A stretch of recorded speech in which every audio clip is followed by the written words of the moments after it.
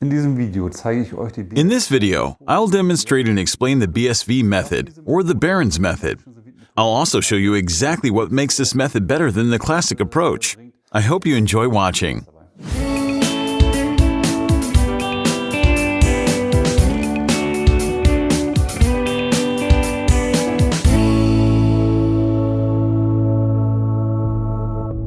Gerade beim ersten Schritt. The first step is where we notice the first major difference. This is a process that will produce even better results than the traditional method, because our first step is to season the meat with salt.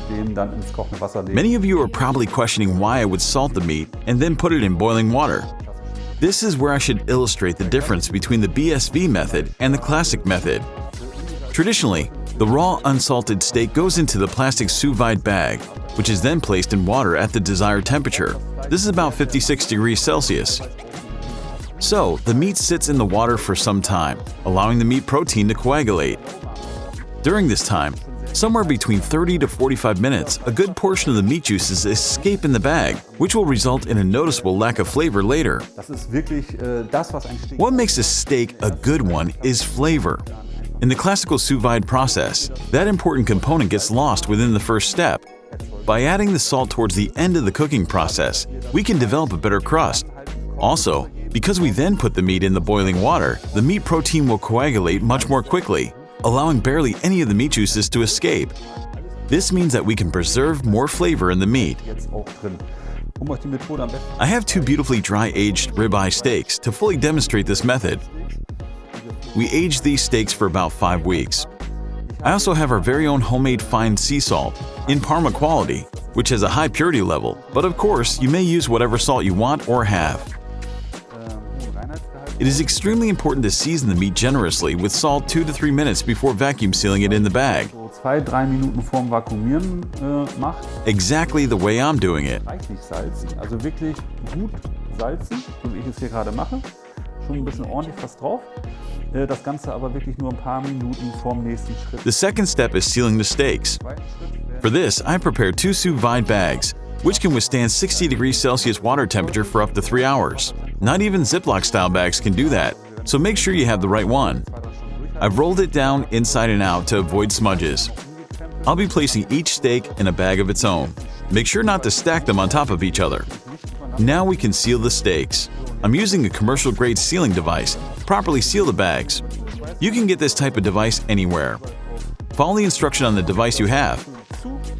I help out mine by adding a bit of pressure to really get all the air out of the bag. You cannot miss this sealing step. It is vital in this method. I have boiling water here, so I'll gently place the bags in the water. Like I said earlier, 2 to 3 minutes right after seasoning.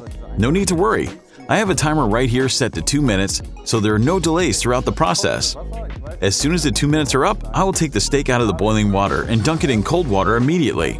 I do this for about 2 minutes as well. The steak shouldn't cook any longer, so we need to interrupt the cooking process with the cold water. You can keep it in the cold water for a bit longer than 2 minutes if you prefer. Do the same with the other steak, one after the other to avoid mistakes. Our steaks don't look very pretty right now, as they're quite gray from the boiling. But there's no need to panic. Like I said earlier, this is just a protective layer to keep all the flavor in our steaks. Thankfully, the bags are transparent, so we can see nothing has escaped so far. In the next step, we'll continue by putting our steaks in the sous vide cooker for about 2.5 hours at 56 degrees Celsius temperature. 56 degrees Celsius water temperature means we get 55 degrees Celsius meat temperature, and it won't get any warmer, even if we keep the steaks in the water for up to 15 hours. But please don't do that. 2 to 3 hours are more than enough. After 3 hours, our steak looks like this. Anyone who has had experience with sous vide will recognize just how amazing this is.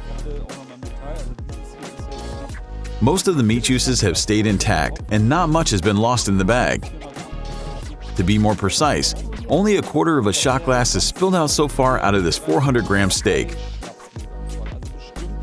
If we hadn't salted and boiled the meat first, we'd be looking at a loss of 4 to 6 times greater than this. Now we'll take the steak as it is and place it in clarified butter.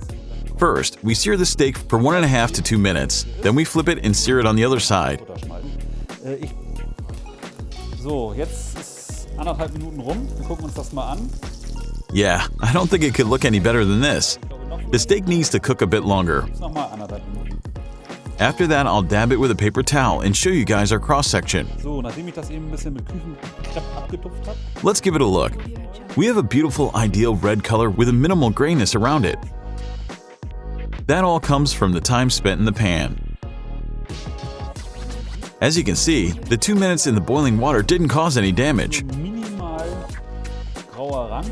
Hauptsächlich ein bisschen Before we eat, we're going to season our steaks with some ground pepper and a touch of salt. kleiner Hauch Fleur de sel.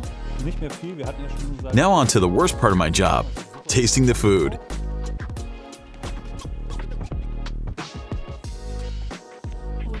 The first thing you'll notice is the nice shine. The steak really looks perfect. You can't get much more out of a good piece of meat. It has a great taste of its own, and you can taste the quality of the beef. We were able to achieve a nice crust. The steak is succulent, absolutely delicious. When you think about it, our 2 minor additions to the traditional method gave us these results. Let's recap. First, season the meat with salt. Vacuum seal, then place in boiling water for 2 minutes, and cool it right after.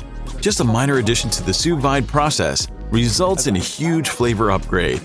You definitely must try this at home. This method works well for anyone who wants the best result without having to compromise in any way.